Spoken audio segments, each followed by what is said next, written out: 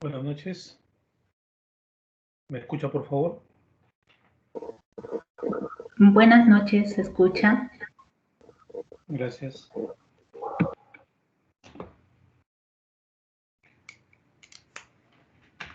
favor, enciendan sus cámaras, si fueran tan amables.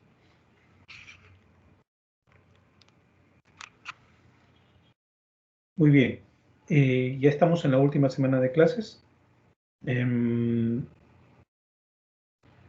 Y tenemos que tocar un tema muy importante, que es la formación de la personalidad anormal. La clase anterior habíamos hablado sobre formación de la personalidad normal y anormal. Hoy día ya entramos a un poco a entender cómo es que se entiende la psicopatología. En las clases anteriores, lo que hemos visto son los diferentes trastornos de personalidad vinculados a nuestro trabajo.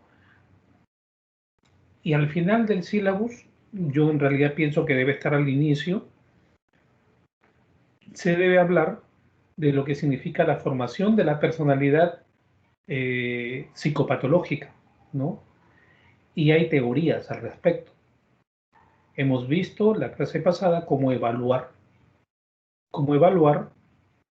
la personalidad psicopatológica y habíamos visto varios modelos, NEO y la evaluación el test de Millon, de Theodore Millon, se recuerdan ustedes.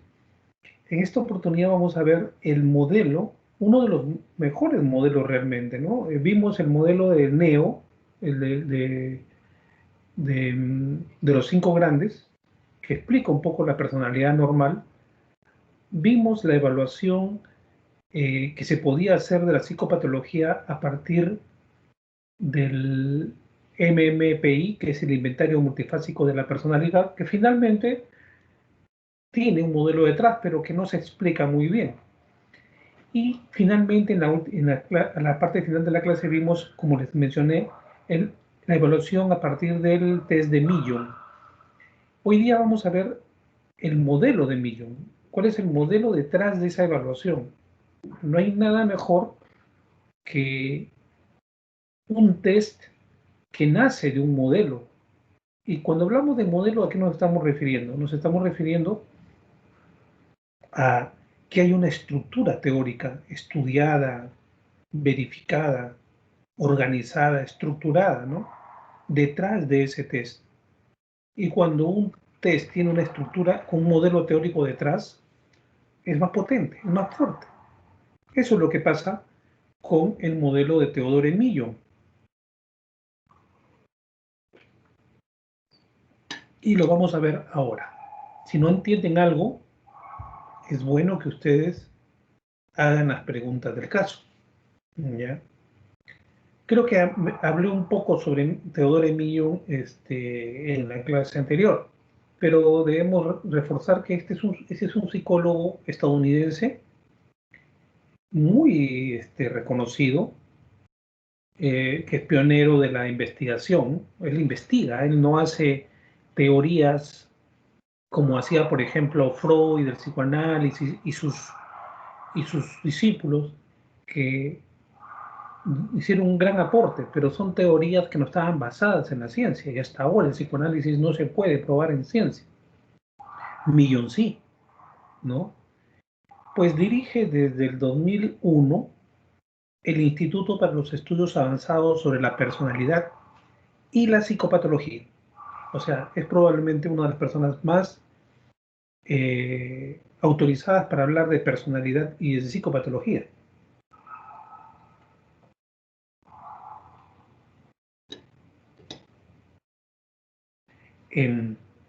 Es autor de muchos libros y más de 200 artículos científicos, premiado en el año 2003 por la Asociación Americana de Psicólogos por sus aportes, y es autor de la teoría del aprendizaje biosocial de la personalidad, ¿ya? O sea, es autor de una teoría. Y lo interesante de que él explica la teoría normal, o sea, cómo se forma la teoría normal, pero después él va investigando sobre cómo se forma la teoría, la psicología o la personalidad anormal. Entonces tiene una visión completa de la realidad, ¿sí? De la realidad que nosotros vemos como psicólogos. ¿Ya? A ver, un segundo, por favor.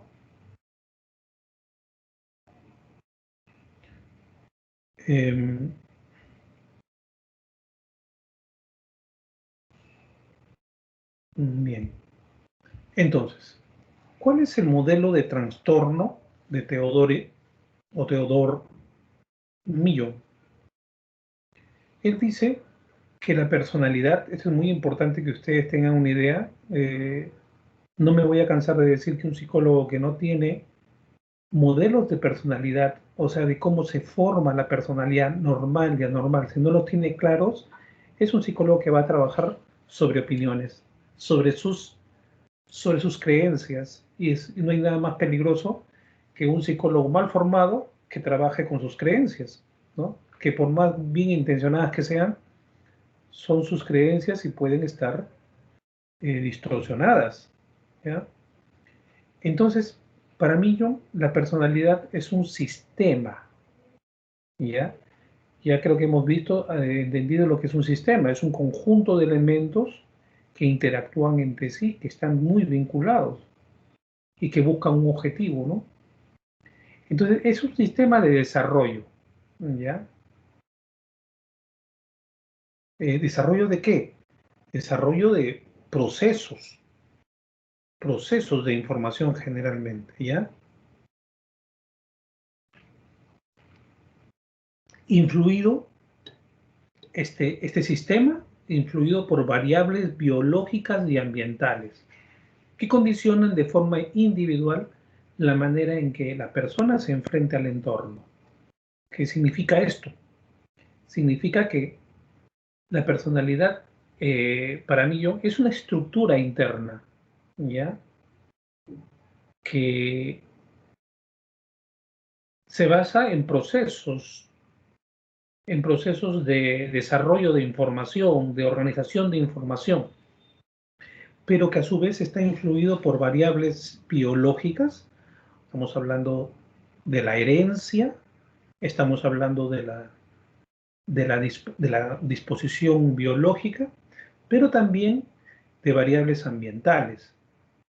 Y estas tres cosas, que son los sistemas de desarrollo, las variables biológicas y ambientales, condicionan la forma de comportarse de las personas y hacen de que cada individuo sea totalmente diferente a otro, que cada uno de nosotros sea totalmente diferente a otros. Y también condiciona la forma en que esta persona se enfrenta o se relaciona con el entorno, ¿ya? Entonces, ¿hay alguna pregunta hasta acá?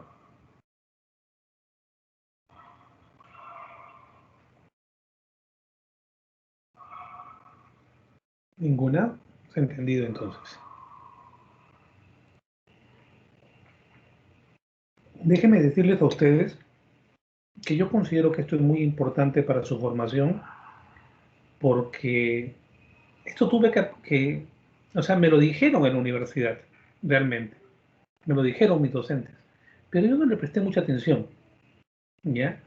Y me hubiera gustado que me digan, que me insistan en la importancia de conocer los modelos de personalidad que hay detrás de las psicopatologías y de la personalidad normal.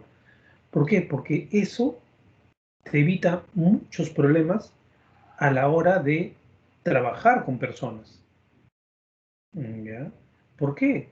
Porque nosotros, los psicólogos, estamos cayendo en errores graves. Hay muy pocos psicólogos que están bien formados y que hacen un trabajo muy bien organizado, un trabajo basado en teorías, en modelos, en estructura, en un orden. Pero hay muchos psicólogos que hacen el trabajo, como se dice, a la champa, porque no tienen detrás ningún conocimiento, ¿ya? Y ese es el peligro al que yo llamo la atención siempre, ¿ya? Es importante que sepamos y conozcamos qué se dice sobre la personalidad, ¿no? Bueno, en el segundo punto dice, la personalidad se puede comprender mejor como un sistema adaptativo, con ámbitos estructurales y funcionales. ¿Qué significa esto? Sistema adaptativo, ¿ya? Un conjunto de elementos, de cosas, de variables que buscan que el individuo se adapte al medio, ¿ya? Esa es la realidad de la personalidad. El ser humano está interactuando permanentemente y está aprendiendo de lo que observa, de lo que pasa y va ajustando y se va adaptando, ¿no? Por ejemplo, yo voy a la universidad, me encuentro con mis compañeros o voy a un trabajo, me encuentro con mis amigos, con mis compañeros de trabajo y me doy cuenta que cada día aparecen cosas en las relaciones humanas, cosas buenas y no muy buenas, ¿ya? Que nunca uno termina de conocer a las personas y que siempre se generan conflictos o cosas muy buenas también, ¿ya? Eso hace que nosotros nunca sepamos qué va a pasar en el trabajo o en la universidad cada día, ¿ya? ¿Por qué? Porque la persona siempre está cambiando, adaptando, sacando cosas, teniendo reacciones de todo tipo que pueden agradar o sorprender a los demás. Por eso se dice que la personalidad debe ser un sistema adaptativo, ¿ya? Siempre nos debemos estar adaptando. Siempre debemos estar en permanente aprendizaje. Y esa es una personalidad sana, por ejemplo, ¿no? La personalidad eh, enferma, que no es sana, es una personalidad que no se adapta, que es incapaz de adaptarse al entorno o que tiene muchas dificultades para adaptarse al entorno. Eh, entonces, reitero lo que dice Theodore Millon, ¿no? Que es la personalidad se puede comprender mejor como un sistema adaptativo, ¿ya? Por eso se utiliza la palabra adaptativo. Le soy sincero que antes, en los primeros años en la universidad, yo no entendía muy bien qué significaba un sistema adaptativo o conductas adaptativas. Y después ya poco a poco me di cuenta y aprendí que son todos aquellos recursos que tiene la persona para adaptarse al medio ambiente. Y ahí en el segundo punto dice que es un sistema adaptativo, con ámbitos estructurales y funcionales. ¿Qué significa? Por un lado está la estructura de la personalidad y por otro lado está el funcionamiento de la personalidad, ¿ya? Lo mejor el mejor ejemplo que le puedo dar es una máquina, una computadora. La computadora, si no está en uso, tiene una estructura, que es teclado, pantalla, disco duro, tiene procesos internos, o sea, puede estar funcionando internamente, pero no nos damos cuenta porque todo está detenido, ¿ya? Entonces, esos son ámbitos estructurales, o sea, tiene una estructura la personalidad, ¿ya? Temperamento, carácter, algunos rasgos, ¿no? Componentes biológicos, componentes aprendidos, o sea, es una estructura, pero también tiene un ámbito funcional. ¿A qué se refiere con el ámbito funcional? Es cuando, cuando esta personalidad está operando en el mundo, está actuando en el mundo, está funcionando en el mundo. A eso se refiere con sistema adaptativo, con ámbitos estructurales y funcionales. ¿Ya? ¿Hasta acá alguna pregunta? ¿Un comentario? Tal vez no me esté haciendo entender y ustedes no hagan preguntas y después vamos a tener los mismos problemas de siempre en el examen, ¿no? Docente, buenas noches. Sí. Concerniente que usted le dijo sobre la personalidad que debe adaptarse, eso también será que debemos adaptarnos en la población, en sus creencias de la población o de los pacientes. Claro, adaptarse incluso significa que debemos entender, comprender, ¿no? Para empatizar, nosotros tenemos que adaptarnos. Una persona no podría empatizar si es que no entiende, si no te adaptas a diferentes formas de ser, a diferentes personalidades, ¿sí? Entonces, es más fácil las relaciones humanas cuando nosotros entendemos mejor el comportamiento de las personas. Y para entenderlo mejor, el psicólogo debe ser el primero que entiende mejor las conductas de la persona, los comportamientos. ¿Por qué? Porque entiende que detrás hay un conjunto de cosas, ¿ya? Hay un conjunto de aspectos, hay un conjunto de creencias que muchas veces las personas traen y, y, y no son conscientes, ¿no? De que reaccionan así, ¿no? De que tienen una causa, ¿no? Entonces, la idea es esa, ¿no?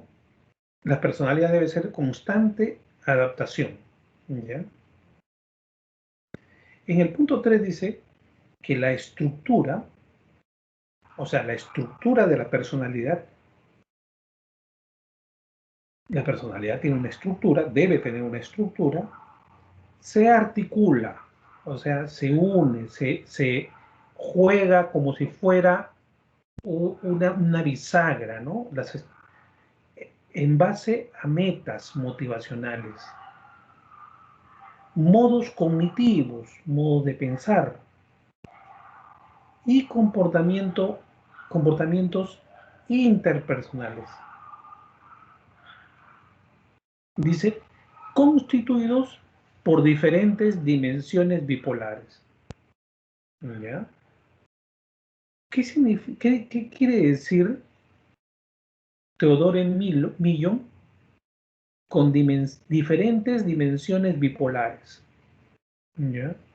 Ahí está la base del modelo de Millon y quiero que lo entiendan. Por eso estoy hablando lento, estoy hablando, tratando de poner muchos ejemplos, tratando de imaginarme las cosas para que ustedes también se las imaginen eh, y puedan entender este modelo y comentarlo, conversarlo, si ustedes quieren, ¿no? Repetimos, en el tercer punto dice, la estructura de la personalidad se articula en base a metas motivacionales, modos cognitivos, o sea, modo de pensar, modo de tener, modo de procesos de pensamiento y comportamientos interpersonales. O sea, un conjunto de cosas, ¿ya? Constituido por diferentes dimensiones bipolares. ¿Qué significa dimensiones bipolares? Que, por ejemplo, fíjese, eh, Teodoro de Millon dice que nosotros tenemos dimensiones. ¿Recuerdan ustedes las dimensiones de un test? ¿Ya? Un test tiene varias dimensiones. En la clase pasada vimos, por ejemplo, el test de 16PF, que tiene diferentes dimensiones, que miden ciertos rasgos, ¿no? El NEO tiene 5 dimensiones: neuroticismo, apertura, estabilidad, esas cosas. El NEO y el 16PF y todos los test te miden una dimensión, desde un puntaje bajo hasta un puntaje alto. Pero Millon dice, una dimensión es bipolar, no es de puntaje bajo a puntaje alto, sino bipolar quiere decir que por un lado está en una sola línea, está la personalidad sana, y en el otro lado, en esa misma línea, está la personalidad enferma o anormal o patológica. ¿Ya? O sea, nosotros podemos pasar tranquilamente desde lo sano a lo patológico. en una sola línea. Y a veces en esa misma línea regresamos y podemos retornar a nuestra normalidad con un tratamiento, con ayuda y con muchas cosas. ¿Ya? A eso se refiere dimensiones bipolares. Un polo es el polo sano y el otro polo es el polo enfermo o patológico. ¿Sí? ¿Hasta acá se me entiende?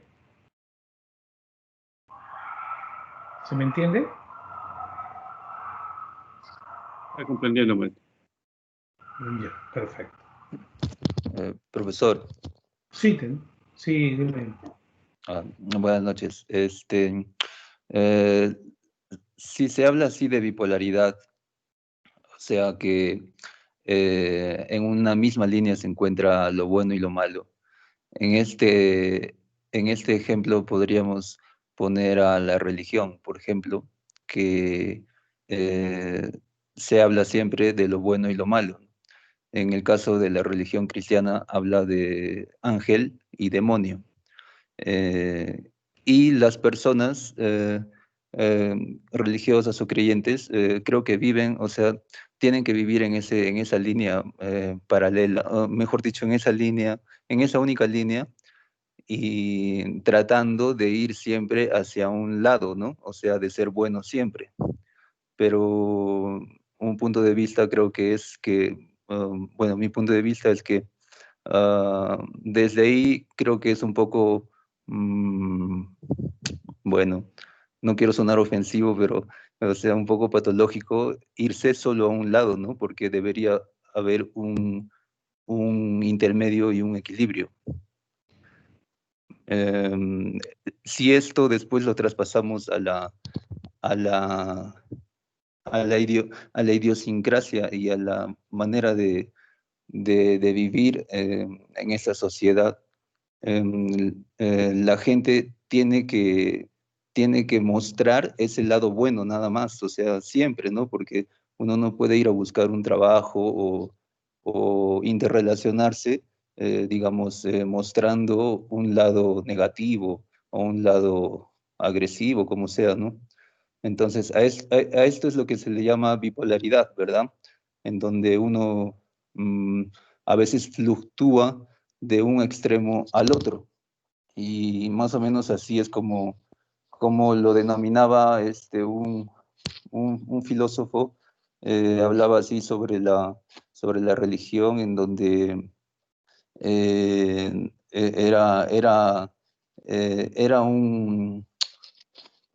era un, ¿cómo se dice? Una premisa para, para que las personas no se encuentren en equilibrio, digamos, ¿no?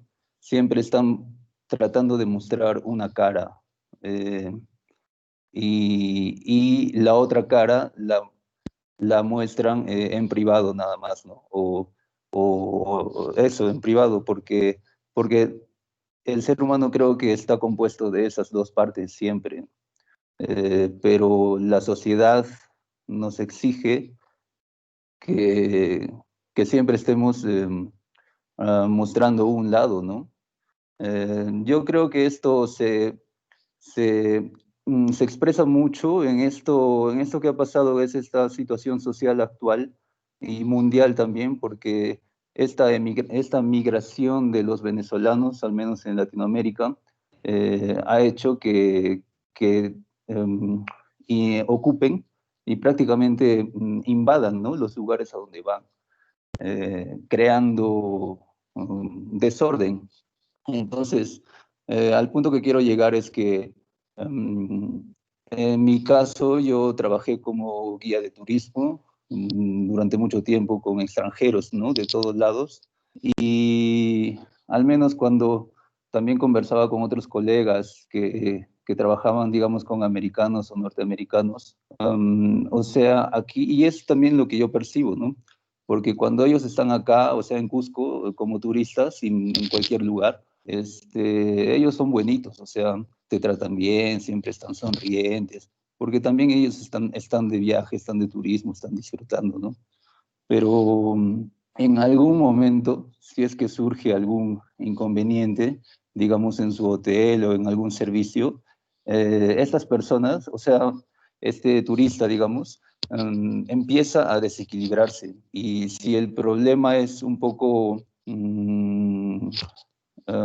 intenso, digamos, empieza a mostrar un lado, el lado oculto, ¿no? Que es parte de esa bipolaridad. Entonces, se les muestra y se les percibe, se les percibe un racismo, que es natural, porque creo que la cultura norteamericana, más que todo, y otras culturas también, ¿no? De por sí toman a Latinoamérica o a los latinoamericanos como inferiores, pues no solo por el hecho de la educación, sino también por el aspecto. O sea, ellos se catalogan por ser blancos o rubios, ellos son mejores que nosotros, ¿no? Porque nosotros no tenemos esos rasgos. Entonces, es lo mismo que pasa con los venezolanos, porque ellos al estar cerca un poco más cerca, digamos, hacia el norte, y teniendo esos rasgos también, según ellos, ¿no? Como anglosajones y blancones o lo que sea, ellos se captan casi como de ese nivel, ¿no? O sea, si un venezolano va a Estados Unidos, pasa piola, como quien dice. Pero si nosotros o un latinoamericano va a Estados Unidos, no, pues de por sí nos van a percibir como que de repente trabajamos para ellos, ¿no? Y esa es la realidad, porque todo latinoamericano siempre va allá a hacer los trabajos que ellos no van a hacer, pues. Entonces, cuando el venezolano llega acá, yo pienso, ¿no? Este es un análisis personal, de repente me puedo equivocar, ¿no? Pero pienso que ellos se sienten afectados por tener que venir acá a trabajar en los trabajos que nosotros de repente no haríamos, y creo que eso les afecta en el fondo porque ellos se consideran prácticamente de ese nivel, ¿no? Superior de por sí. Casi solo por el aspecto, ¿no? O sea, solo por ser blanco o bonito, tal vez, ellos se sienten así sobre nosotros. Entonces, Sí. creo que bueno, es un tema también amplio, ¿no? Para profundizar, pero más o menos esa idea quería Bueno, has proponer. hablado de muchas cosas, de varias cosas, y a ver, no sé si voy a lograr responder a todas tus preguntas. En primer lugar, creo que hablaste de lo que es el modelo de dimensiones bipolares de Teodoro Millon, ¿no? Y acá está en esta siguiente diapositiva, es que yo estoy colocando el modelo bipolar. Cuando Teodoro de Millon habla de bipolaridad, no se está refiriendo a las actitudes normales de las personas, ¿ya? Por ejemplo, cuando tú dices que una persona se comporta en un sitio de una manera y no se comporta como debe ser, escondiendo una parte, ¿no? Esas son actitudes comunes de muchas personas, ¿ya? Porque hay hay otras personas que sencillamente son las mismas y se comportan igual en cualquier ambiente. O sea, no ocultan nada, son transparentes, buscan ser auténticos, ¿no? Y, y de repente no alterar el modo de vida en que tienen. Entonces, eso no significa una bipolaridad. El hecho de que las personas eh, controlen sus reacciones para convivir mejor, para tener una convivencia pacífica con las personas y tener una relación sana con las personas, no significa tampoco bipolaridad. Significa control de tus impulsos, eh, para una búsqueda que tiene un fin bueno, en realidad, ¿no? Es un fin bueno, y eso es lo que debemos nosotros trabajar, ¿no? No sé si es el tema vinculado a la religión, porque me parece un tema muy peligroso, porque si yo hablo de religión, eh, voy a, de repente voy a hablar sobre mi idea de la religión, y viene otro profesor y va a hablar de su idea de la religión, porque es muy difícil que todos tengamos una posición única con respecto a las religiones. Hay algunos que vamos a estar en el centro o en uno de los polos, ¿no? Entonces, ahí, como alumno y yo como profesor, te digo que no te lleves por lo que los profesores te puedan decir por religión, ¿no? De lo que yo conozco de religión, no es que la religión no se mete en modelos de personalidad. La religión no se mete en patología, y lo dicen claramente. Ellos no, ellos hablan de moral más bien, hablan de moral y de comportamiento, de un comportamiento sí, hablan de un comportamiento, pero un comportamiento moral, ¿ya? Que tampoco en sí mismo es malo, o sea, dependiendo cómo lo mires, porque yo escucho a muchas personas que hablan de la moralidad, pero feo, o sea, incluso cuando alguien habla de valores, dice, eres un moralista, y lo sueltan como si fuera un insulto. Y a mí me da risa porque yo creo que debemos ser moralistas, porque si nosotros todos, la mayoría fuéramos moralistas, viviríamos respetando al otro, respetaríamos la vida del otro, respetaríamos la posición del otro y no estaríamos peleándonos y no estaríamos robando, no estaríamos causando daño al otro.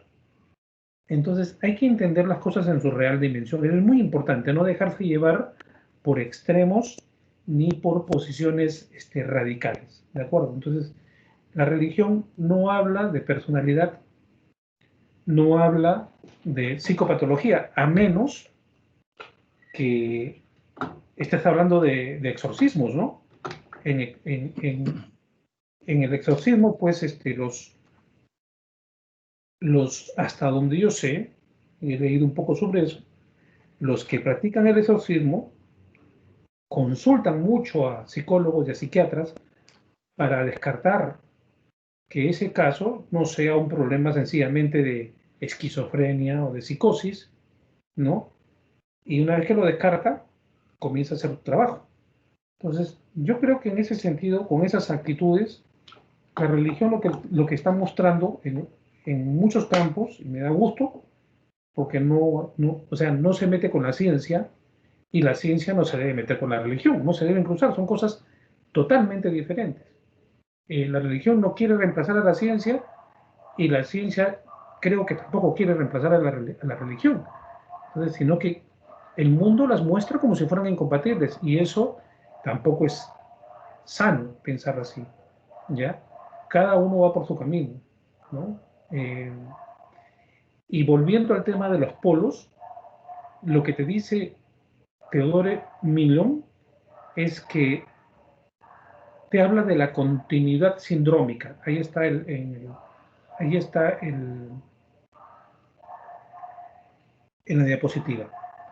¿Qué es la continuidad sindrómica? Fíjense, porque eso es muy importante. Considera que la personalidad se distribuye a lo largo de un continuo, ¿ya? Donde la personalidad anormal se sitúa en un extremo y el trastorno en otro extremo. Entonces, no está hablando de actitudes de la vida diaria, está hablando de personalidad normal y personalidad trastornada en todo caso, ¿ya? Sino de que, ¿por qué es novedoso lo que dice Millon? Porque, como le decía, normalmente en la psicología hay una psicología anormal, una psicopatología, que solamente te estudia las enfermedades, pero no te habla nada de su relación con la personalidad normal, ¿ya? Tú te vas al DSM-4, al CIE-11, CIE-10 o DSM-5, y te vas a dar cuenta que solamente te hablan de patología, ¿ya? Y no te hablan de la personalidad normal, de sus fortalezas, de sus cosas buenas, de cómo el individuo se relaciona con el mundo, de cómo aprende, todas esas cosas. No te habla. Pareciera que son cosas totalmente diferentes, ¿ya? Millon lo que hace es, te dice, no.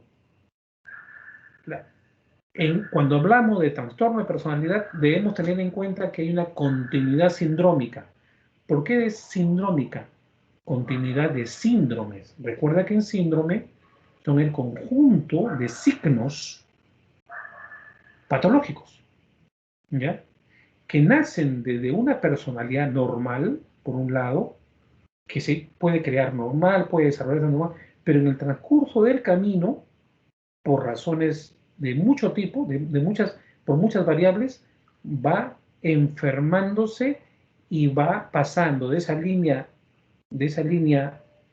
central, que sería la normalidad, y comienza a entrar en la parte de la anormalidad, ¿ya?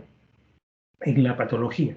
Siendo una persona sana, puedes transitar por este camino y terminar como una persona con un trastorno de personalidad, ¿ya?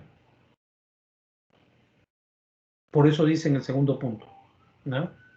Esto significa que no existe una línea que separe la normalidad de la anormalidad o de la patología.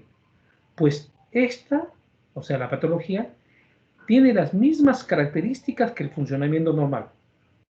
Sí, tiene las mismas características, pero alteradas, ¿ya? Tiene pensamiento, pero alterado. Tiene reacciones, pero alteradas.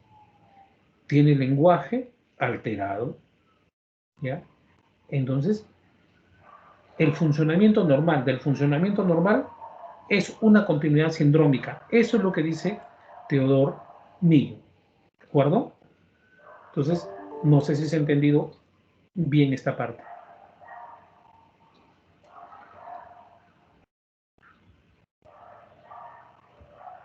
Muy bien. Ya saben que ustedes me pueden hacer preguntas sin ningún temor, ¿ya? Entonces, ¿qué dice el modelo de trastorno de Theodore Millon? O Millon. Dice, la normalidad y la patología son conceptos relativos, o sea, no son absolutos, ¿ya?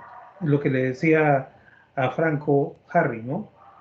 Que no hay que ser tan categórico, tan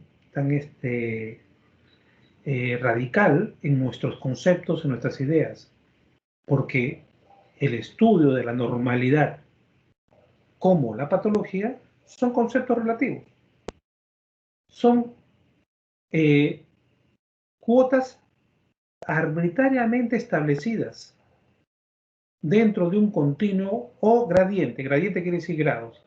¿Qué significa esto, mis estimados alumnos? Significa que, ¿qué profesional va a decir? Esta es la línea que separa la normalidad y de la anormalidad. ¿Quién puede decir eso? ¿Quién puede decir eso? O sea, ¿quién puede decir, yo soy el más autorizado para decir que este comportamiento hasta acá es normal, pero a partir de acá ya no es normal? Entonces, no, es relativo, porque el estudio de la psicopatología es cuando están ya te hablan de rasgos patológicos marcados para poder diagnosticar. Pero la persona está en un continuo. ¿En qué momento se convierte de normal o anormal? ¿Ya? Es como un debate que hemos tenido últimamente con médicos, ¿no? Eh, hay médicos que están de acuerdo, por ejemplo, con, con el aborto, ¿no? Y hay médicos que no están de acuerdo con el aborto, ¿ya? Y yo conversaba con pediatras, y los pediatras, cuando hablan del bebé en la barriga, ellos hablan de paciente. Qué interesante, ¿no? Hablan de paciente. Y otros médicos que no son pediatras hablan de producto. O sea, si se han dado cuenta, ¿no? No hablan de niño o de feto, de, no sé, producto, dicen ellos. Entonces, pero los pediatras dicen paciente. Entonces, si es un paciente, quiere decir de que está vivo y que es una persona, ¿no? Porque incluso ellos lo operan en el vientre a los niños. Pero el debate estaba, el otro día que conversábamos, era, oye, ¿en qué momento empieza la vida? ¿En qué momento es una persona desde la concepción hasta que, bueno, tiene forma? ¿Ya? Nadie puede decir, en este momento empieza a ser un individuo, ser una persona o ser un ser humano, ¿no? Hay muchos que dicen, es un ser humano desde que nace, desde que se une se unen los dos espermatozoides y crean el cigoto, allí ya hay una vida y hay un código genético diferente al de la madre. Entonces, ese es una persona, es un individuo y tiene derechos, ¿ya? Pero hay otras personas que dicen, no, eso es un conjunto de células, un montón de células, dicen muy despectivamente, ¿no? Entonces, y eso genera, ya, entonces si es un montón de células, ¿en qué momento se convierte en ser humano? Y nadie te responde eso. Entonces, igual, Theodore Millon eh, dice que hay extremos, personas sanas y personas enfermas psicológicamente. Y en ese camino, en algún momento, algunos pensamientos, algunas actitudes se van distorsionando y no sabemos en qué momento se convierten ya en patología, pero que es una continuidad, ¿ok? Eso se llama continuidad sindrómica. Seguimos. Dice Millon, después del punto seguido. La psicopatología va modelándose de acuerdo con los mismos procesos y principios que intervienen en el desarrollo y aprendizaje normales. Fíjense qué interesante. O sea, que la psicopatología tiene el mismo proceso de desarrollo que el del aprendizaje, ¿ya? Normal, el desarrollo normal, ¿ya? Dice, no obstante, debido a las diferencias de características específicas, cronología, o sea, el avance en el tiempo, intensidad o persistencia de determinadas influencias, algunos individuos alcanzan actitudes caracterizadas por una deficiente capacidad de adaptación, ¿ya? Mientras que otros no las alcanzan. O sea, lo que dice entonces, dependiendo de la forma de vida de la persona, de las características de su desarrollo, de la intensidad y persistencia de muchas influencias. Por ejemplo, un niño que ha sido violado, que lo han botado en su casa de niño, que casi se muere, que ha tenido desnutrición, que se ha criado en el río y de tantas cosas. Ese niño tiene dos caminos. Ser normal, crecer normal, o crecer con graves deficiencias, ¿no? ¿Ya? Hay muchos factores que van a definir eso, ¿no? Muchos factores. ¿Ya? Entonces, el psicólogo lo que tiene que hacer es entender estas diferencias, estas realidades, en el conocimiento de cómo actúa una persona en su estado normal y en su estado psicopatológico. ¿Ya? Entonces, fíjense, acá está el centro del modelo de psicopatología de Theodore Millon, ¿ya? Más adelante lo sigue explicando, pero ya más o menos estamos definiendo cuál es el fondo del modelo de personalidad normal y anormal que postula Theodore Millon. ¿Sí? ¿Alguna pregunta hasta acá? ¿Algún comentario? Muy bien, ninguno. Continuamos. Entonces, dice, el trastorno de personalidad vendría a ser una incapacidad de la personalidad para enfrentarse a las dificultades de la vida. ¿Ya? Entonces, todas aquellas personas que tienen incapacidad para enfrentarse a las dificultades de la vida, como la mayoría lo hace, entonces puede ser que no se pueda, que no se adapte y no puede enfrentarse a dificultades por un trastorno de personalidad. ¿Ya? Fíjense, últimamente está saliendo a la televisión un caso muy complejo para psicólogos, psiquiatras, médicos. Es el caso de esta señorita, de esta psicóloga que está pidiendo la eutanasia. Lo deben haber visto en televisión, ¿no? Es un caso muy complejo y muy duro, en la que cualquiera no puede opinar, porque ahí entran aspectos biomédicos, psicológicos, psiquiátricos, éticos, ¿ya? Y de toda índole, ¿ya? Entonces, fíjese lo que dice Millo. Dice, el trastorno de personalidad es una incapacidad de la personalidad para enfrentarse a las dificultades de la vida.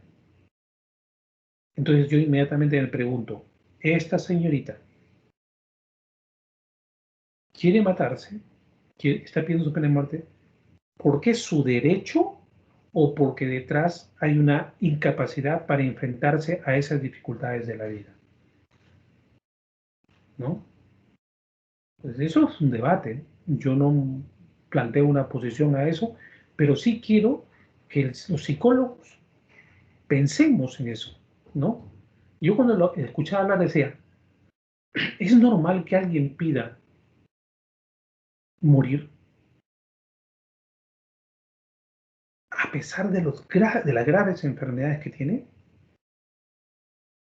Entonces yo me preguntaba, o sea, ¿ella es la única que tiene esa enfermedad? No. Hay muchos que tienen esa misma enfermedad de deterioro.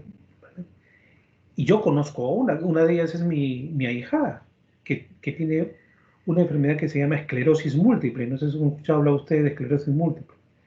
Ella va a morir, mi ahijada va a morir, porque va a llegar un momento en que los músculos de la respiración ya no funcionen. ¿Ya? Y eso la va a terminar matando. ¿Ya? Y como ella, hay muchos que tienen esclerosis múltiple que parecida a la enfermedad de la psicóloga. Y yo no he visto, por ejemplo, que esa gente pida morir. ¿Ya? Yo no estoy juzgando la actitud de la que puede estar sufriendo realmente.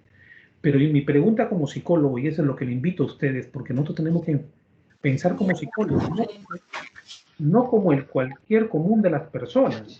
Si nosotros opinamos como cualquier, sin base en modelos teóricos, caemos en el riesgo de que nos critiquen. ¿Ya? ¿Qué pasó? ¿Te pongo? A ver, ¿De quién es? Charlene y Yesenia, ¿puedes apagar tu micrófono? Entonces, no sé si me van entendiendo. ¿Ya? Yo lo que quiero es que ustedes comiencen a mirar las cosas, las complicaciones y las cosas de la vida desde teorías psicológicas. ¿Ya? Desde teorías psicológicas. Y no desde pareceres personales. No de pareceres personales. Si tú tienes una teoría psicológica, la revisas bien, ¿ya? La analizas, la piensas, y de ahí sacas un parecer personal, es otra cosa, ¿ya? Pero como psicólogos, nosotros tenemos que opinar desde la perspectiva profesional, desde la investigación, desde la ciencia, ¿ya? Entonces, los invito a pensar, los invito a que analicen estos casos, ¿ya? Desde esa perspectiva. O sea, acá no se trata de analizarlo desde los derechos, porque desde los derechos eso es el debate de los abogados, ¿de acuerdo? Es el debate de los abogados. Si el otro debate es el debate de los religiosos, ¿no? Si quién le dio la vida, si ella tiene derecho a quitarse una vida que no eligió, o sea, así lo miran las personas que tienen una fe religiosa, no son malas, ¿no? Y los psicólogos debemos mirar, ¿esto es producto de una personalidad sana? ¿Es producto de un trastorno de la personalidad, como lo dice Millon? ¿O qué cosa es? Entonces, eso me debe invitar a revisar más, ¿ya? ¿No? A revisar más, ¿ya? Beatriz habla del libre albedrío. ¿Qué cosa es el libre albedrío? Es un concepto de la religión. No es un concepto del derecho, por si acaso. ¿Ya? Es un concepto de la religión. Entonces tendríamos que hablar de la religión para hablar del libre albedrío. Y por lo poco que yo conozco, de la religión, el libre albedrío es algo así como una posibilidad que te da tu creador para elegir entre el bien y el mal, ¿no?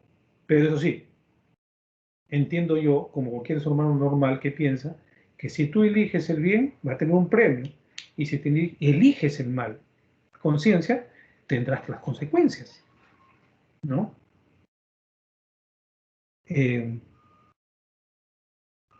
Me dice Sofía Pareja que sus compañeros están intentando ingresar a clases, pero no lo sé. O sea, todos pueden ingresar a clases, a menos que nunca hayan ingresado y recién se estén para ingresar, ¿no? Docente, buenas noches, disculpe esto. Sí, justamente yo he estado hace como 40 minutos intentando ingresar a clases y recién logro ingresar. No podía antes.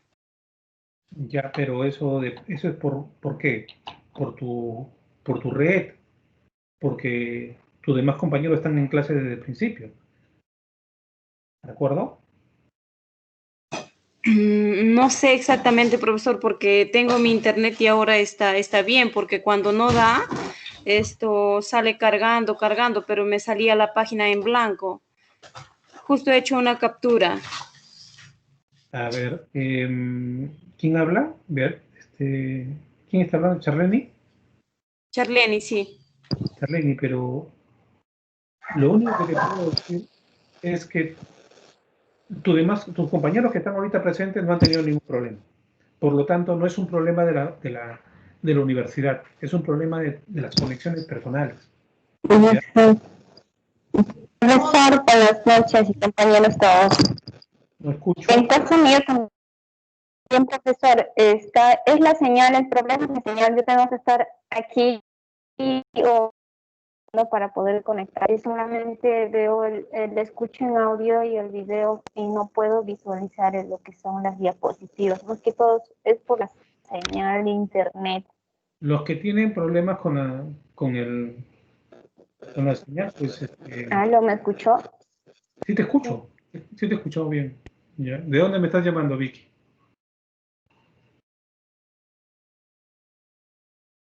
No te escucho.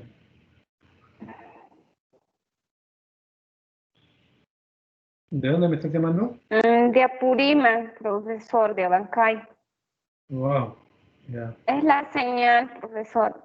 Es la señal, no es el tema del De cambio. Abancay y Apurímac. Ya, muy bien. Entonces, Sí. estamos hablando de este punto de vista, de la psicología, que también tiene que abordar problemas éticos muy complejos, ¿ya? y nos invita a explorar más, a investigar más. ¿De acuerdo? Muy bien. ¿Cuáles son las características del trastorno de personalidad según Theodore Millon, ¿no? En primer lugar, para que se llame trastorno de personalidad, provoca problemas de adaptación con resultados negativos. ¿Ya? O sea, la persona no se puede adaptar. Eso lo vimos la clase pasada, ¿no?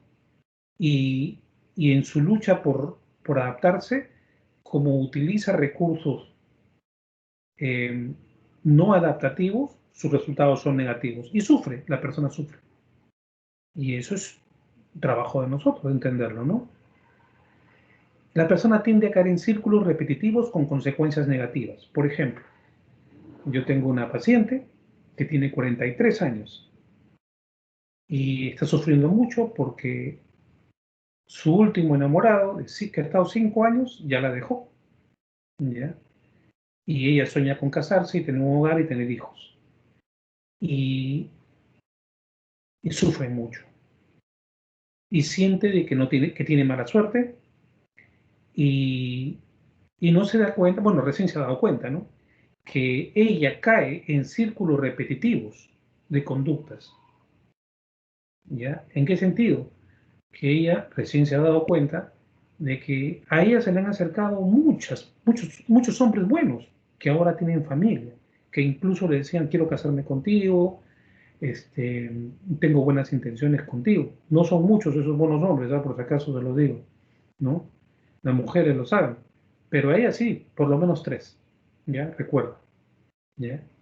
Y se ha dado cuenta de que esas personas no le interesaban, pero sí le interesaban a aquellos hombres que no le daban bola, ¿ya? Aquellos hombres difíciles, aquellos bandidos, ¿no? Ellos les atraían y a ellos se les pegaba. Y lógicamente, si tú te comienzas a pegar a este tipo de hombres, pues, ¿qué vas a tener? Vas a tener 5 enamorados, cada uno con 5 años, y se te pasó el carro a los 20, o sea, de entre los 20 y los 25 son 45 años. Entonces, como te dice Millon, ¿no? La persona que tiene un trastorno de personalidad, que puede ser leve, ¿ah? No necesariamente puede ser una patología grave, leve, como este caso, tiende a caer en círculos repetitivos con consecuencias negativas. Y el tercer criterio, que me parece muy bueno también, es que la persona con trastorno de personalidad es inestable ante las situaciones difíciles. O sea, hay mucha gente que ante las situaciones difíciles las afronta, busca la cabeza fría, busca organizarse, salir de problemas difíciles, complejas, puede sufrir mucho, pero sale del problema. Una persona con trastorno de personalidad es inestable ante las situaciones difíciles, pierde el control, se desanima, incluso puede caer en depresión, ¿no? O puede generar reacciones inadecuadas, ¿sí? Entonces, según el modelo de trastorno de Millon, estas serían las características. ¿Alguna pregunta hasta acá?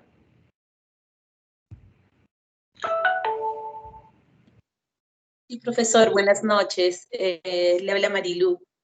Lo que señalaba, profesor, es interesante. Justo yo apliqué el test de Millon para la investigación que usted nos mandó a hacer en el curso y fue muy interesante e importante distinguir que efectivamente la persona que a mí me tocó evaluar era, o acompañar en este caso, era una persona que justamente pasó por esos 3 momentos que usted señalaba, pero los momentos de ella fueron realmente muy alarmantes. Ella es de Venezuela, que ella está viviendo aquí en Perú. Entonces ella contaba que en su niñez había tenido traumas muy fuertes, ¿no? Por ejemplo, tuvo a la mamá, que era una persona, de hecho, con rasgos de trastorno también, no solo de personalidad, sino podría ser otras, pero por ejemplo, ella cuenta un episodio cuando ella estaba pintando la pared de su casa con unos plumones, con unas pinturas, dice unas crayolas, la mamá llegó y de repente agarró las crayolas y las incrustó en su bracito, ¿no? O sea, no se pinta en la pared y comenzó a incrustarle en el bracito, comenzó a hacerle, y pasó muchos episodios realmente que a mí me sorprendió demasiado, muchísimo, ¿no? Traumas muy fuertes, ¿no? Entonces, eso le provocó a ella como resultado de, en este test de Milom, le provocó, o tuvimos como resultado, tuve como resultados, por ejemplo, ella se le encuentra con trastorno, por ejemplo, de síndrome de antisocial, por ejemplo, ¿no? Le sale bastante el tema antisocial, la distimia,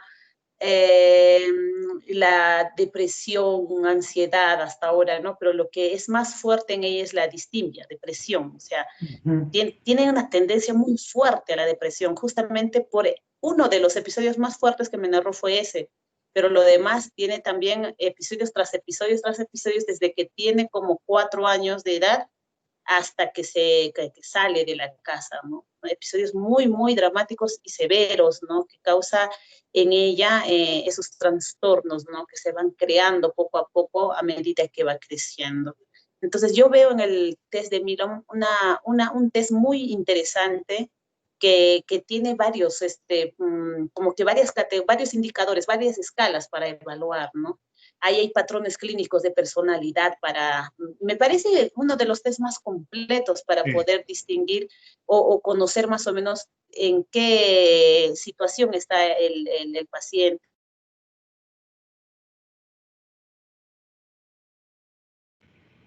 Parece que se cortó. Efectivamente. Creo que es la línea. Sí, efectivamente, Marilú. El psicólogo, la única manera que puede hacer un trabajo serio, un trabajo organizado, es a partir primero de un modelo. Les estoy diciendo desde el primer minuto. Tener un modelo de personalidad detrás, ¿ya? Para entender mejor las cosas. Luego, ese modelo debería tener sus evaluaciones, sus sistemas de evaluación. Y ese mismo modelo te da guías para entender cómo reacciona la personalidad, cómo son las personas en diversas circunstancias. Ese mismo modelo te da también, en muchos casos, te da estrategias para trabajar, que sería la psicoterapia, ¿no? Una psicoterapia es más fácil de desarrollar cuando tú tienes claro el modelo detrás, ¿ya? Entonces eso siempre lo digo, siempre lo voy a repetir. ¿Por qué? Porque hay muchos psicólogos que están haciendo mucho daño afuera, trabajando a la chamba, trabajando en sus criterios, trabajando en sus opiniones, en sus ideas. Acá no está prohibido trabajar en base a opiniones. Está prohibido trabajar. ¿Por qué? Porque las opiniones van a hacer daño. ¿Ya? Ya les he dado ejemplos a ustedes, muchos, cómo es que yo tengo conocimiento de psicólogos que han causado más daño con sus opiniones que con la terapia. ¿Ya? Y no, nosotros tenemos que basarnos en modelos organizados de estudio de la personalidad. Puedes utilizar el modelo de cualquier escuela, pero que esté bien investigado, que esté basado en ciencia. Creo que el modelo de Millon es un modelo estructurado que puede ayudar a entender no solamente la psicopatología normal, sino la psicopatología anormal, ¿no? Muy bien. ¿Alguna otra pregunta, algún comentario? Profesor, sí, tengo una consulta. Sí. Bien, en un proceso que encontrábamos en un paciente que llegó, en un niño de 13 años, él era un niño que hasta los 8 años hablaba muy bien, pero que a los 8 años, producto de una de las tantas o tantos eventos de violencia que vio, dejó de hablar, o sea, empezó a tartamudear, o sea, le generó trastorno del lenguaje, ¿no? Que tiene, creo que es la distimia, no lo reconozco muy bien en este momento. Entonces, perdón, no es distimia, es otro, dislexia, no sé cómo le dicen. Bueno, esto es puede ser a ver, ¿cuál sería la pregunta más clara? ¿Esto puede ser provocado por violencia, el trastorno del lenguaje, profesor? ¿O es un tema más orgánico de nacimiento? ¿Cómo sería eso? A ver, ¿a quién le ha tocado dislexia acá? ¿Quién ha trabajado dislexia? Porque si está acá, podría en primer lugar recurrir a esta persona. Ninguno, ¿no? Muy bien, la dislexia puede tener causas orgánicas o causas funcionales, ¿ya? Cuando me refiero a causas orgánicas es que hay una lesión, ¿no? Y funcionales es que cuando todo el cerebro está bien, pero no funciona bien en ese ámbito. Y una de las causas podría ser un trauma infantil, ¿ya? Pero generalmente es orgánico. Generalmente, ¿por qué? Porque la dislexia, recuerden ustedes, es un problema para entender las letras, ¿ya? Por ejemplo, la B la ven como D o al revés, ¿no? O sea, pueden percibir lectura y hablar. Hay problemas por causa orgánica. Entonces, nuestro trabajo siempre va a ser, cuando veamos dislexia, cuando veamos trastorno del lenguaje, trastorno de la lectura, siempre va a ser primero descarte, ¿ya? Y los psicólogos tenemos allí muchas pruebas. Por ejemplo, el test de Bender o el test de Benton, ¿ya? Que, bueno, a mí me lo enseñaron en la universidad también, espero que ustedes, ¿ya? Que te hace un descarte de organicidad, se llama, ¿no? Y cuando tú tienes un diagnóstico aproximado, derivarlo al profesional para ver si se puede hacer un tratamiento médico ahí, ¿no? Pero el tratamiento psicológico va acompañado, va de la mano ahí, ¿ya? No sé si resuelvo con eso tu pregunta, tu duda. Sí, profesor, completamente. Me ayuda muchísimo a tener una mejor idea sobre el respecto, que obviamente se le derivó al niño. Sin embargo, me quedé con esa duda y decía, pero pues, ¿cómo es que lo que sí sabemos en el historial es que el niño hablaba perfectamente hasta ese último evento, porque después de ese último evento el niño dejó de hablar, ¿no? Empezó ya a tener problemas de lenguaje que no tiene que ver con, por ejemplo, como parafrasear, ¿no? Letras, no, sino que tiene que ver con anularse al hablar, ¿no? Y sobre todo, sí, y sobre todo dejaba de tartamudez. Y sobre todo eso le pasaba cuando hablaba de la mamá, que es justamente una de las victimarias más fuertes de los eventos de violencia que él ha vivido. Entonces, cada vez que él hablaba de la mamá, peor, se bloqueaba. Pero cuando hablaba de papá, hablaba normal. Es algo curioso que hemos observado. Es muy importante. Eso entonces es claramente un problema psicológico, ¿no?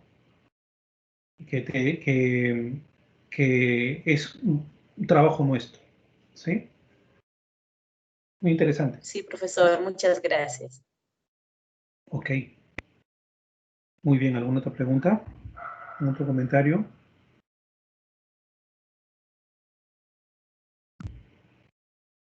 Muy bien, continuamos entonces. Están viendo las diapositivas, ¿no? A ver. Sí se ve, profesor. Vamos a hablar sobre los fundamentos detrás del modelo de Theodore Millon, ¿no? La teoría de Millon se fundamenta en dos teorías, en realidad, ¿no? El modelo biosocial, que es de su creación, y el modelo evolutivo, que es un modelo parecido al de Piaget, que habla sobre la evolución, el desarrollo psicológico del niño, ¿no? Entonces, el modelo biosocial explica los estilos de relaciones interpersonales a partir de factores biológicos innatos y de factores sociales, aprendizajes, ¿sí? Eso lo hemos visto siempre los psicólogos, ¿no? Los psicólogos siempre decimos la personalidad no es solamente aprendida, como dicen los conductistas. La personalidad también tiene factores biológicos que la componen, ¿no? Y el modelo evolutivo viene a ser, considera que la personalidad está definida por el estilo de funcionamiento adaptativo al entorno, ¿ya? O sea, el modelo evolutivo dice que nosotros vamos creciendo y vamos adaptándonos ante nuestro entorno con aprendizajes, ¿no? O sea, rescata del conductismo esa categoría, ese aprendizaje. Lo que pasa es que el conductismo no cree en los factores biológicos ni en los factores heredados. Exclusivamente todo lo ve como aprendido, ¿ya? Millon no, Millon dice, hay factores biológicos y hay factores aprendidos que vienen del modelo adaptativo. Recuerden ustedes que en los primeros minutos de la clase les hablé y les dije que el modelo adaptativo es la capacidad que tiene el ser humano para irse adaptando a su realidad, ¿ya? Y también para ir adaptando la realidad a sí mismo. ¿Qué es lo que ocurre con las personas que inventan cosas, crean cosas, el arte, las personas que tienen nuevas formas de relacionarse con las personas? Eso no viene más que de un funcionamiento adaptativo que tenemos todos como una personalidad normal. ¿Cuándo nos vamos convirtiendo en una personalidad normal? Cuando tenemos cada vez más dificultades para adaptarnos al medio, para adaptarnos a la realidad. Pasamos de una personalidad sana a una personalidad enferma cuando dejamos de cuando dejamos de adaptarnos poco a poco a lo que está ocurriendo y nos volvemos personas rígidas. No sé si ustedes han conocido personas rígidas, que son tercas, que no quieren, o sea, están viendo la realidad y no la aceptan, quieren que el mundo se adapte a su modo de pensar, ¿no? Y cosas como esa. Entonces, ahí estamos viendo a personas que tienen definitivamente algún tipo de trastorno de personalidad causado por su incapacidad para adaptarse. ¿Sí? Muy bien. Entonces, continuamos.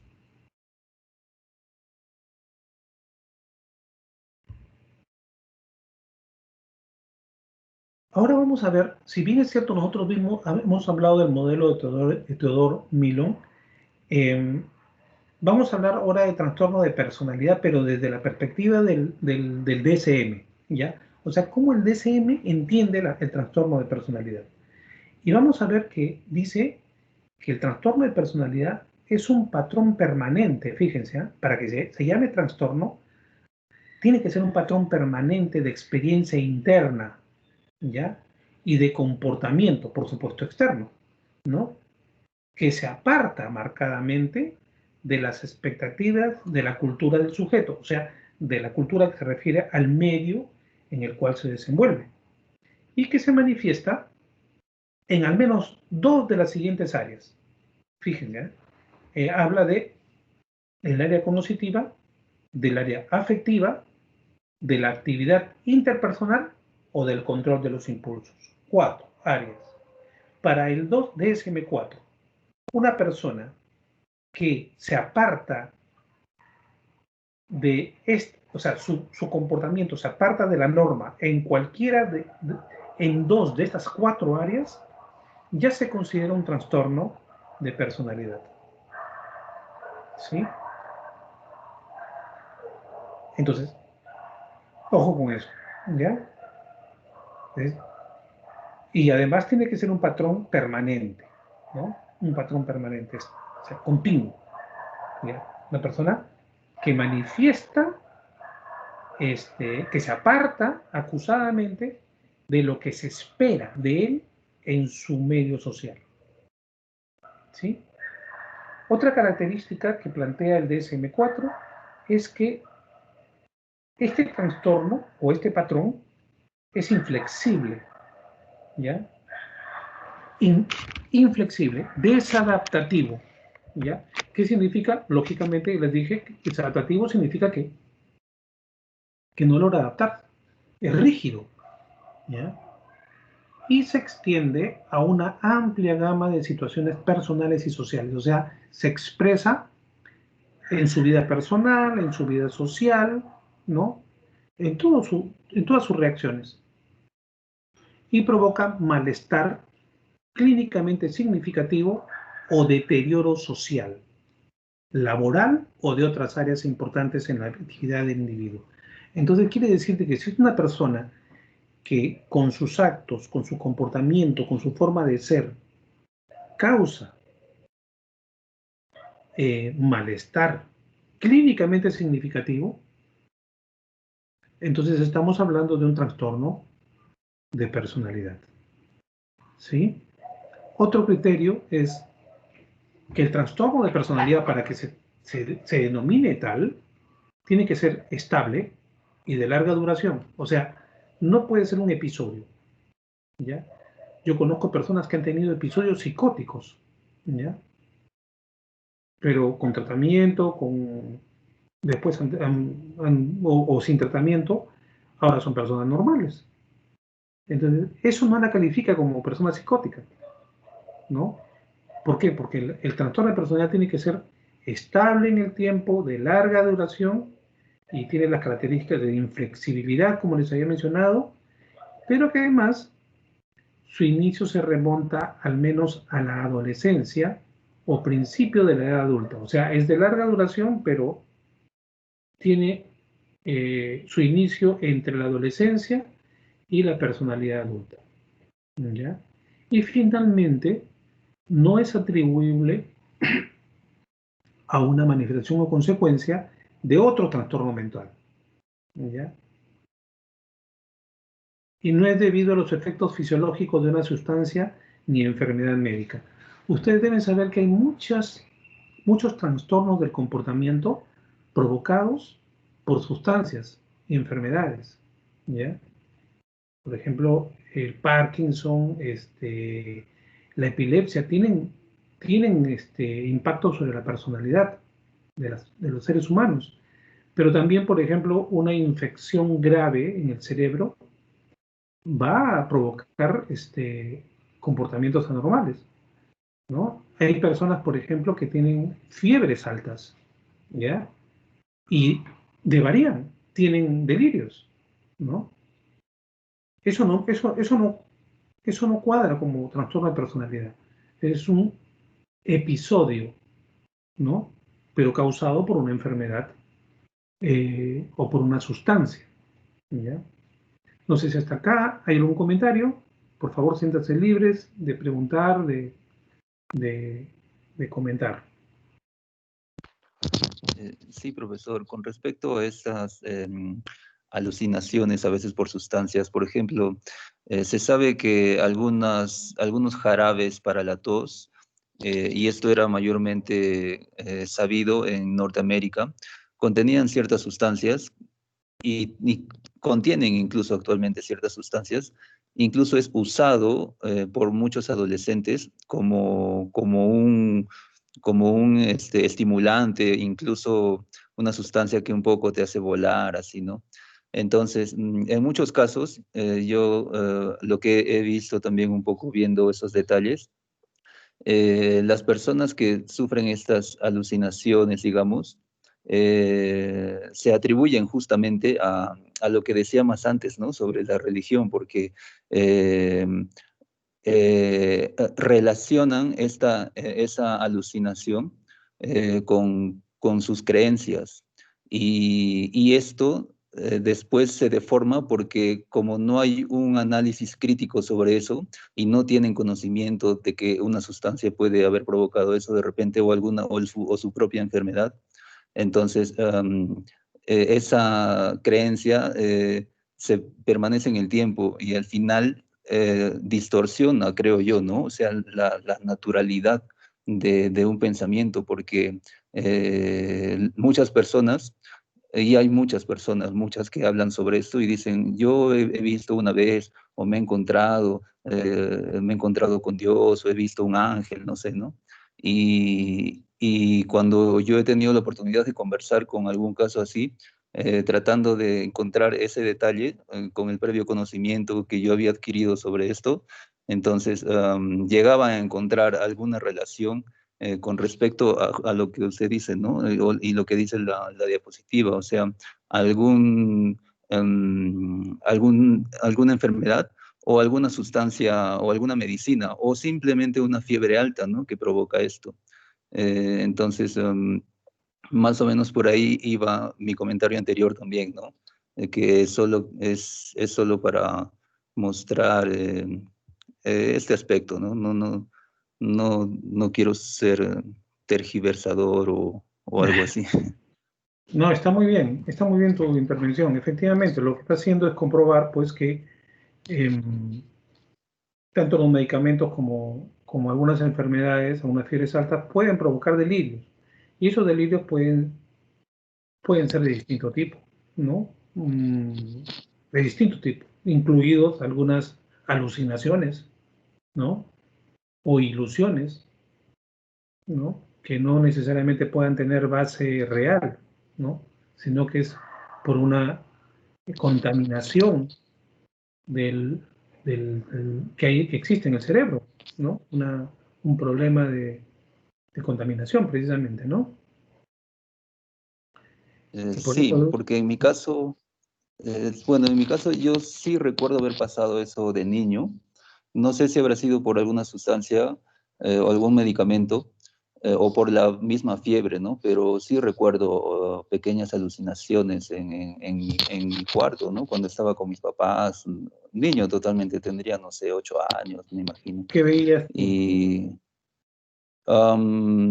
recuerdo que era el cuarto oscuro y eran figuras geométricas que se hacían grandes y se acercaban y se alejaban, así, ¿no?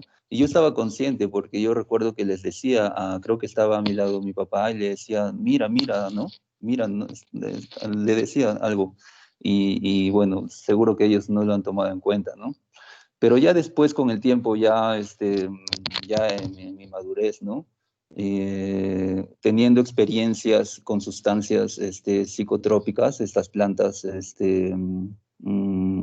psicotrópicas justamente, el patrón de alucinación de estas sustancias es así, es geométrico.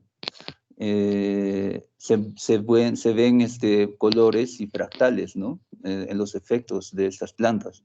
Entonces, tiene un poco de relación con lo que ha hecho efecto ese medicamento de repente, o la fiebre, no sé, que se conecta, creo, con una parte del cerebro. Yo he investigado un poco sobre eso, ¿no? Porque era también algo interesante. Entonces, lo que he visto es que lo que produce estas visiones geométricas y fractales es la glándula pineal.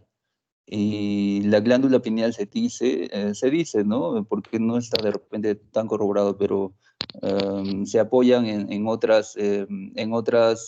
conocimientos de culturas antiguas, porque también se simboliza esta glándula. Esta glándula tiene una forma como de ojo que está alojado en el medio, justo en el medio del cerebro, por el tallo cerebral y entre la amígdala, por ahí. Entonces, esta glándula justamente se le denomina así porque te conecta con este mundo onírico o el mundo de los sueños.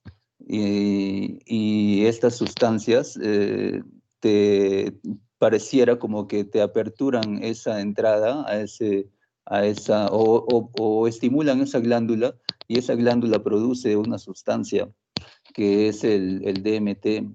Esta sustancia se dice que es la responsable de los sueños, y la que también segrega cuando uno va a trascender, ¿no? A otra dimensión en el final de los días. Entonces se dice que el cerebro en su sabiduría, digamos, para no hacer un choque muy extremo y muy traumante del paso de la vida a la muerte, digamos, segrega un cóctel de hormonas, o sea, el cerebro explosiona en hormonas, y entre todas ellas está este DMT, que es el que nos hace ver, digamos, este camino,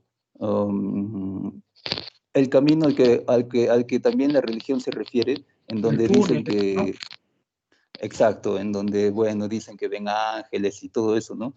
Pero estas relaciones, yo creo que tiene que ver también cuando una persona, yo creo, ha vivido toda su vida como creyente, son pues 40, 50, 60 años, en que esa idea ha estado permanente en su cabeza. Entonces, en el momento de esa transición, es muy posible de que relacione esos, o que cree que el cerebro va a crear esas imágenes relacionadas a sus pensamientos, ¿no? Porque esto yo un poco lo he comprobado con los sueños, porque en un tiempo, en una etapa de mi vida, soñaba mucho, y aproveché para un poco investigar, ¿no?, sobre eso, porque muchas veces muchos tenemos sueños diferentes, inexplicables, raros, ¿no? Que era también mi caso, pero pensando y analizando un poco bien esos sueños, porque yo apenas me despertaba los anotaba y todo eso, ¿no? O los grababa para poder acordarme, porque nos olvidamos fácil. Entonces, en ese análisis encontré que todo está relacionado con nuestros pensamientos, o sea, todo lo que soñamos lo hemos pensado más antes en algún momento, o lo hemos visto, o lo hemos escuchado, o lo anhelamos simplemente. Es por eso que muchas veces soñamos lo que queremos soñar, pues. Entonces, esto también es a raíz porque... Harvey, es posible. Hay muchas teorías al respecto, ¿ya?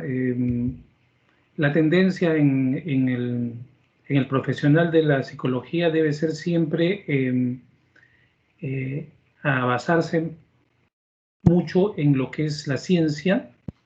Debemos ser conscientes de que hay muchas cosas que nosotros aún no se han descubierto, que pueden haber cosas como las que tú dices, pero esas no se han probado todavía en la ciencia, y hay que tener mucho cuidado de no estar mezclando esas cosas con nuestra actividad profesional, porque por más que parezcan y nosotros creamos que son las más cercanas a la realidad, siguen siendo nuestras posturas y nuestras opiniones, ¿ya? Recuerda lo que estoy diciendo, porque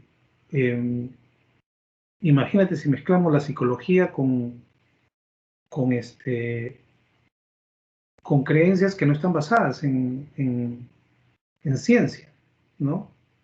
Dejamos a la libertad de cada psicólogo de hacer esas cosas. Entonces, lo más seguro y lo más serio y lo más profesional es basarnos hasta ahora en lo que sabemos, en lo que tenemos, y es que es comprobado, porque ese es el camino más seguro que tenemos, ¿ya? Lo otro es el riesgo de llevar a una persona y de repente terminar más como chamán que como psicólogo, ¿no? No se pueden mezclar esas cosas, hay que tener mucho cuidado, ¿ya? Entiendo mucho tú has estado en ese mundo, vives en ese mundo y conoces cosas que la mayoría no conoce, pero hay una línea, Franco, hay una línea, ¿ya? Que hay que tener cuidado de no separarla. ¿De dónde está esa línea? Es muy difícil encontrarla, ¿no? Pero hay mucho daño, sobre todo si tú comienzas a mezclar, no te lo digo por ti, sino lo digo por otros que he visto, ¿no? Comienzas a mezclar psicología con cuestiones trascendentales, ¿no? Religiosas o medicinales, ¿no?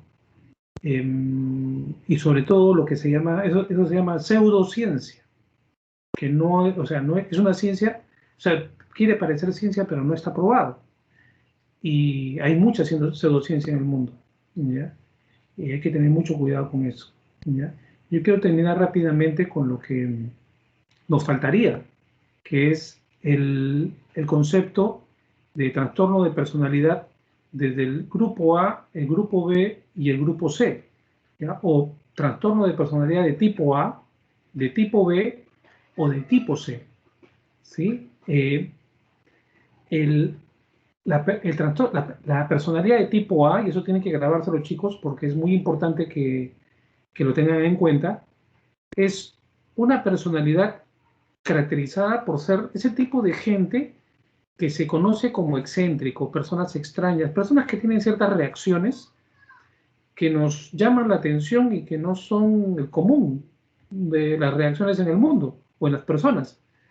Y que hablan cosas que nos llaman la atención, pero que no están dentro de lo esperado, como dice Millon, ¿no? De lo esperado culturalmente, ¿sí?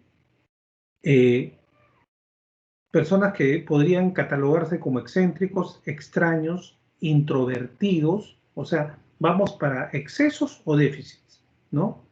Y que tienen problemas en las relaciones próximas con las personas, ¿no? Generalmente son tipificados con trastorno paranoide, esquizoide y esquizotípico. ¿Qué significa esto? Ojo con esto, muchachos, ¿ya? Todo lo que es paranoide, esquizoide o esquizotípico quiere decir de que es un trastorno de personalidad que no llega a a la paranoia, a la esquizofrenia marcada, sino tiene pequeños rasgos, pequeñas reacciones, pequeños pensamientos de ese tipo, ¿ya? Paranoides, oye, me están siguiendo, hay alguien que me ha hablado, ¿ya? Cosas como esa. Y no termina como un paranoico, pero sí como un paranoide, ¿ya? Fíjense muy bien en esas distinciones, por favor, ¿ya? Trastorno paranoide, trastorno esquizoide, trastorno esquizotípico, ¿ya? Ese es grupo A. El grupo B son aquellas personas que tienen reacciones impulsivas, reacciones muy emocionales, son excesivamente extravertidos o extrovertidos, a veces son dramáticos. ¿Qué significa dramático? Que se complican las cosas, que van a extremos, ¿sí? Son inestables en la vida emocional y en la vida interpersonal. Ese es el trastorno de personalidad de tipo B de acuerdo al DSM-4, ¿ya? Y ahí tenemos, por ejemplo, al trastorno antisocial, que ya lo hemos visto, al trastorno límite de personalidad, al trastorno histriónico y al trastorno narcisista, ¿sí? Y en el grupo C tenemos a aquellas personas caracterizadas por ser ansiosos, temerosos, tendencia al retraimiento, conflictos interpersonales y también intrapsíquicos, o sea, conflictos consigo mismo. Entonces ahí tenemos nosotros el trastorno por evitación, el trastorno por dependencia y el trastorno obsesivo-compulsivo, ¿sí? Con este tipo de trastornos yo quiero terminar la clase, ¿ya? Y el trastorno de personalidad no especificado es aquel patrón de personalidad que cumple criterios de varios trastornos de personalidad que pueden ocurrir, ¿eh? Eso se llaman comorbilidades, ¿no? Que tiene varias características y no sabe definir, oye, este es paranoide, esquizoide, es trastorno obsesivo compulsivo, tiene toda esa mezcla, ¿ya? Entonces, a ese tipo de personalidad se le llama trastorno de personalidad no especificado, porque no cuadra en una categoría específica. Y se entiende porque realmente el ser humano es tan complejo que puede caer en una categoría, pero también puede estar en otras categorías. Puede compartir características de otras categorías. ¿Ya? Muy bien. Muy bien. Yo tengo que cortarles porque ya debo entrar también a mi otra clase. Así que con esto habíamos terminado ya nuestra clase 16. Les deseo lo mejor para ustedes. Estudien bien para su examen final. Y ha sido para mí un honor haber sido su docente.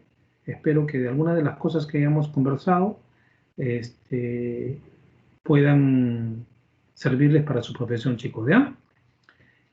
Una cosa más. En el trabajo que les he pedido, en el trabajo que ya lo deben haber colgado, yo estoy seguro que hay muchos que han caído en plagio. Yo les había mencionado que si yo encuentro una línea de plagio, ese trabajo tiene que ser. ¿Ya? Ese trabajo tiene que ser. ¿Ya? Pero para quienes están acá, les voy a dar la oportunidad de que si tu trabajo, yo lo voy a revisar y lo voy a meter en Turnitin. Si tu trabajo tiene alguna línea de plagio, es mejor que me lo digas y es mejor que lo hagas. Lo puedes rehacer, mira, versus 0, yo te puedo reconocer 10, ¿ya? 10, si lo rehaces. Lo rehaces y lo cuelgas en este canal, ¿ya? En archivos, lo cuelgas. Tienes 2 días, hasta el día miércoles lo comienzo a revisar, ¿ya? ¿Bien? Se me entendió, ¿no?